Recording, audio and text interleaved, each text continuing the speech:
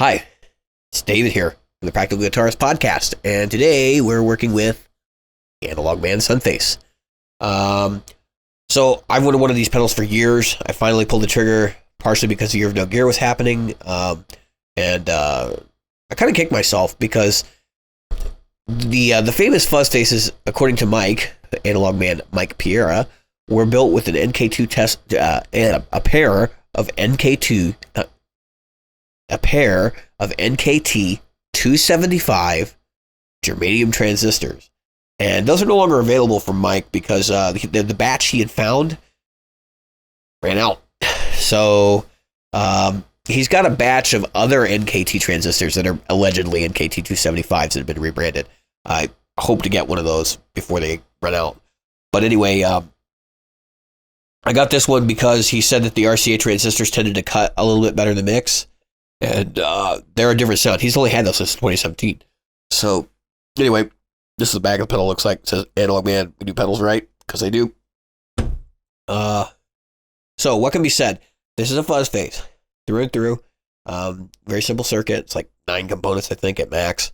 In this particular configuration, I got the optional sundial knob, which is a bias pot. If you don't know what a bias pot in a fuzz face does, a bias pot on a fuzz face circuit is configured to control the amount of voltage that runs through the transistor to keep it from sounding bad, basically, to make it less Velcro-like.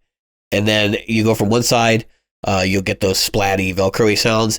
All the way to the other side is going to give you a cleaned up fuzz, cleaned up germanium boost type sound. So it's still pretty fuzzy, but it's definitely not what you would expect from a fuzz face.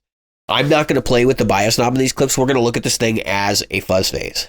So inside the pedal, you'll find that there are 2 knobs, trimmers, trim pots, whatever you're going to call them. There's a trimmer and a trim pot. The trim pot is for bias, so if you don't get the sundial, you still have the option to do that. You just have to open the pedal to do it.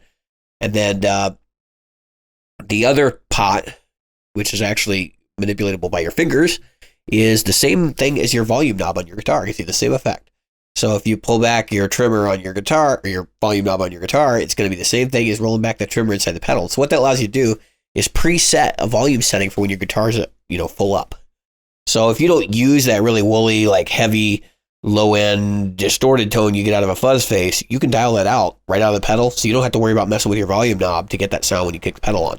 Kind of cool. Allows you to customize the sound of a fuzz face, and I think anything that allows you to customize it to your preferences is good.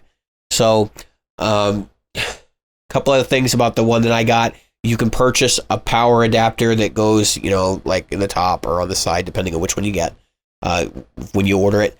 And then you can also get an LED.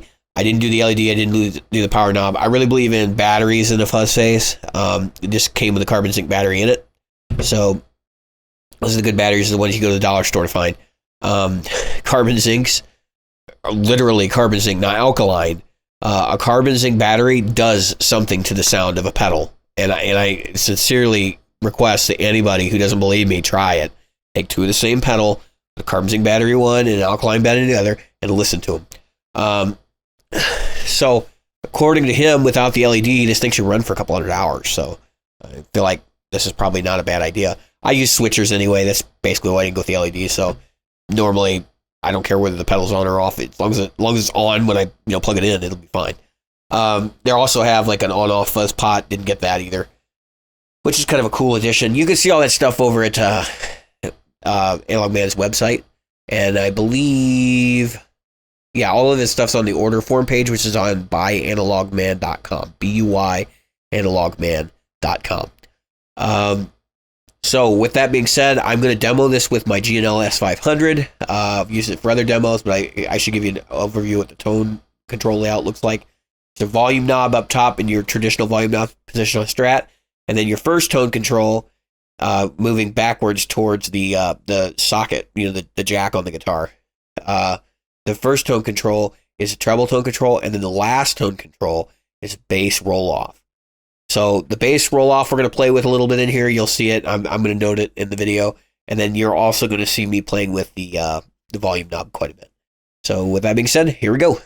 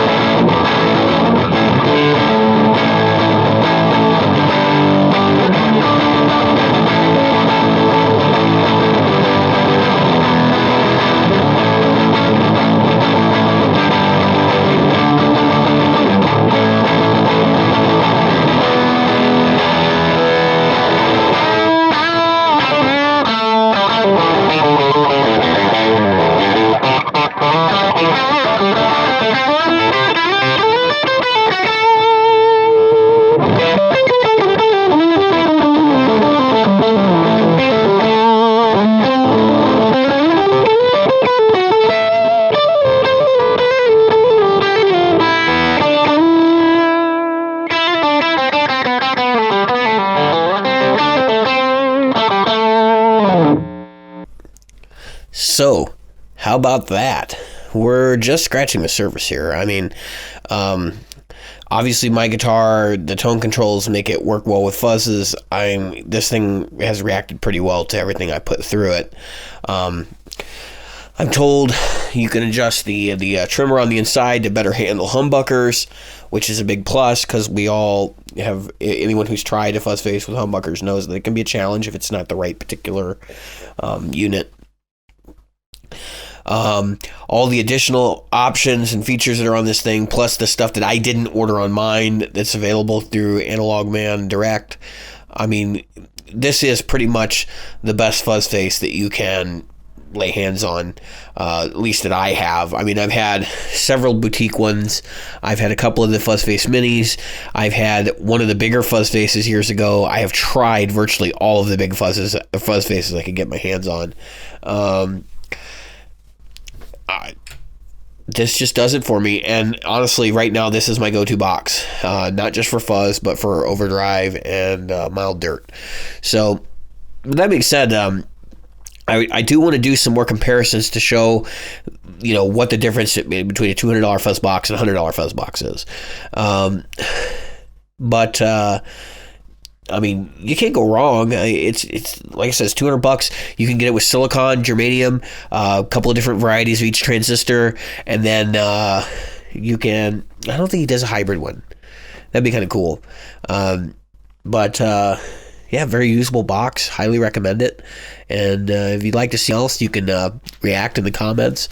And we're more than willing to do some other investigation with this pedal. That being said, if you're new to the Practical Guitarist podcast, if you just tripped on in, you might want to take a look at us at podcast.practicalguitarist.com. And please like and subscribe if you want to see more content like this. So, thanks.